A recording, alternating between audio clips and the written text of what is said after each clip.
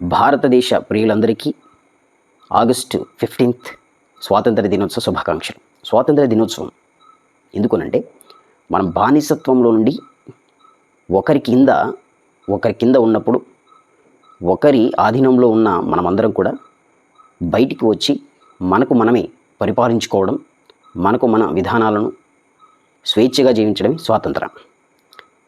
అలాగే ప్రతి మనిషి కూడా ఆత్మీయంగా స్వాతంత్రం కావాలి. ప్రతి భూమి మీద నివసించే ప్రతి మనిషి కూడా ఆత్మీయంగా పాపపు బానిసత్వంలో ఉన్నాడు. ఈ పాపం యొక్క బానిసత్వంలోని నుండి మనిషి బయటికి రాలేడు. ఎందుకంటే పాపంలో ఉన్న వ్యక్తి పాపం నుండి బయటికి రావడం అసంభవం, అది ఇంపాసిబుల్. అందుకని పాపం బానిసత్వంలో నుండి బయటికి రావాలంటే పాపాన్ని జయించిన వ్యక్తి రావాలి. పాపాన్ని ఎవరు జయించారంటే దేవుడు.